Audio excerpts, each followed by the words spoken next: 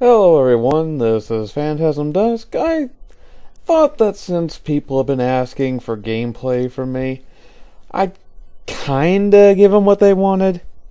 This actually isn't me playing Borderlands. I'm sorry to say. This is what's his name? It's just,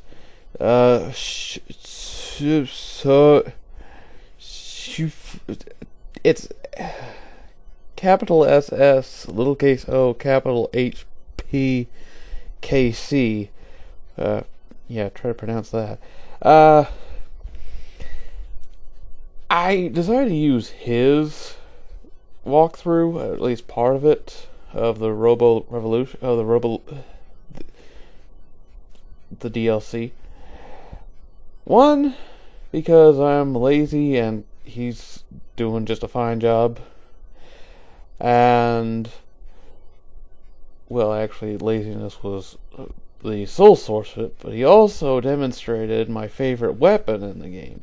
One of the most useful and powerful ones.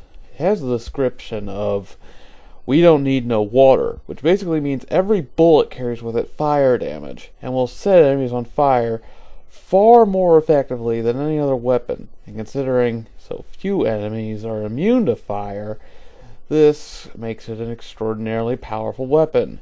Even when there are other weapons you get that are like twice the power, this thing is just so useful because the fire damage it causes practically doubles its damage and usefulness. Because even if you only get a few shots on someone, the fire damage is going to do so much damage to them, in addition, that you can really take them out without having to have every bullet hit.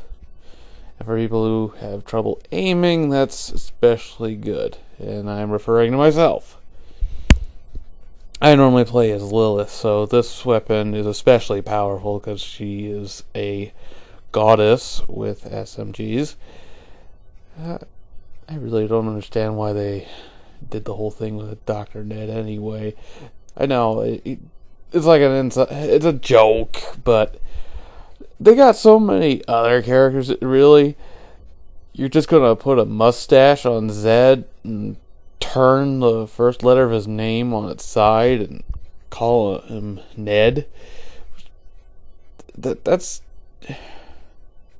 is a sad amount of laziness for creators that brought such great DLCs to this game, and I love Borderlands. I started playing this and I couldn't put it down. I'm already working through playthrough 2, and I know this is gonna sound stupid, but I thought I could take on Cromarax by myself. I learned very quickly that's not really gonna happen. I also found out Mad Moxie is a pain whore, but I will get to that in another video. More importantly, we have the Robolution, and I need to focus on that and stop losing my focus. Obviously. Okay. The one thing about this that I love is that this is how you get great weapons. This level has got so many chests hidden all over the place. It's just a Easter egg hunt for video gamers, and I love it.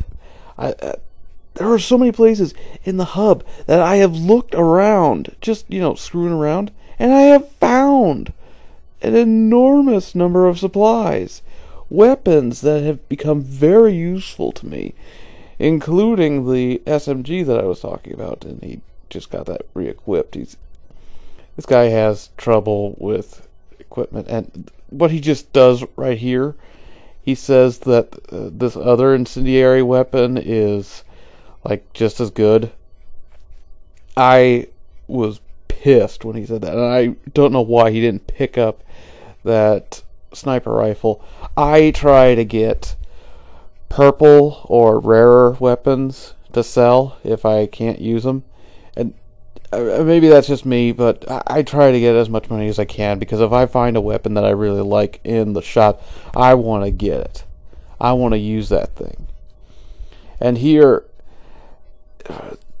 I know people are probably going to say, like, T-Bone Junction, you know, that whole thing, that DLC is a lot better than this one. And, yeah, you get a lot of rewards at the end, but it's just not as worth it. Here, when you get your rewards, there's a vendor right there, and you can constantly go back for your rewards. And just a huge number of supply crates full of weapons, and you can either keep them or sell them. You just go back there and generate all sorts of weapons. Easy way of getting powerful weapons and items. How do you beat that? You just... there's no comparison. And aside from that, you're battling claptraps. These guys are hilarious, and even their fighting is hilarious. And you're fighting all these enemy traps, Nox trap, steel trap. I love it. The factory is one of my favorite levels, just because it's got clap traps, it's got other Hyperion soldier traps, and that sort of thing. And yeah, T-Bone Junction, the guards are a pain in the ass. I do not like what was it, Atlas or something? I can't remember which company they work with. I think it was Atlas. They are such a pain in the ass, but these guys are a lot of fun, even for the challenge they bring. You get some good boss fights, real nostalgia for some of the DLCs, and you even get that fight you never got with Steel. I particularly enjoyed that. And plus, at the end, you get one of the toughest bosses I have ever faced. In this game, I have died quite a few times, but I have never died so many times as I did to that boss. And I just kept fighting him, trying to find a good strategy. And all I could say is get a rocket launcher and hope for the best when you start off, because it's just ridiculous. But ultimately, I just love this thing because it is so damn funny, especially when the ninja assassin Claptrap does his little speeches like he does here. I never really saw a Claptrap as a dictator, but this guy is great. And how you can pick up random items from Claptraps, which actually, I wanted to mention this. I looked for tips on how to get the trophies involved with those, and a guy suggested, like, going to the Hyperion dump, killing all the Claptraps, collecting that stuff, then exiting, going back, like some people do when they don't want to. Because these DLCs don't have, like, the interspace highway or whatever. I'm losing my train of thought. There's no quick way of moving from place to place. You gotta just truck it on foot.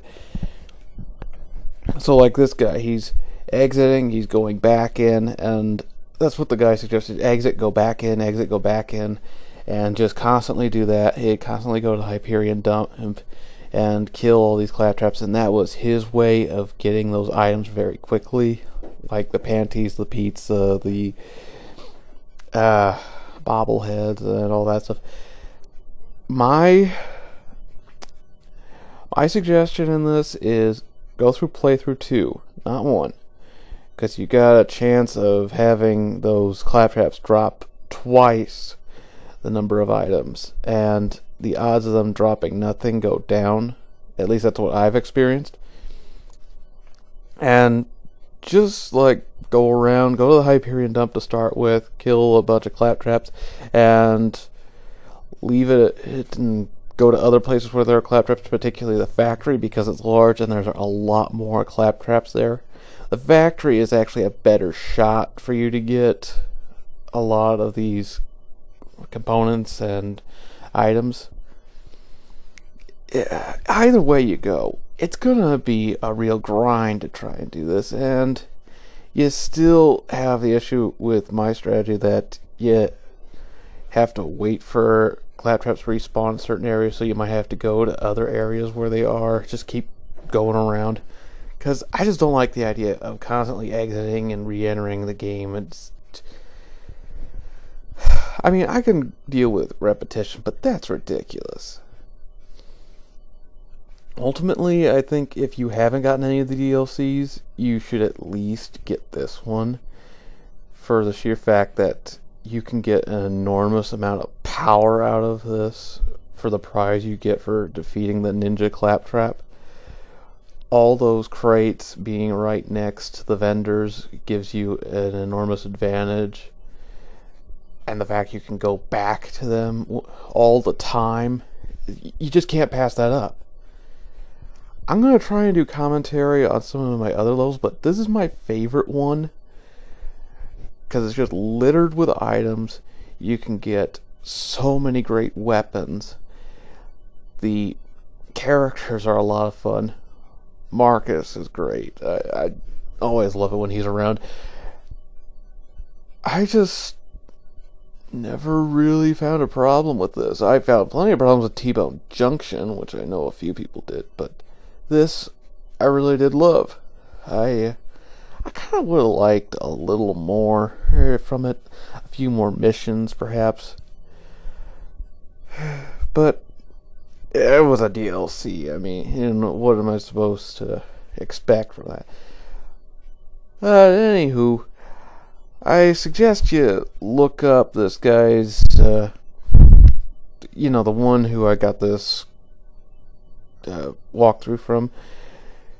This is his video, and I want to give him credit for that if I'm going to use it, because after all, he's helping me be lazy, and he did a pretty good vid. Probably better than mine, but I'll leave that to your opinion. Man, I also would have loved to have just gone on that train and ride that to different levels. That would have been great. Don't you think? Yeah. Probably something for Borderlands 2, if they ever make it. Good night, people.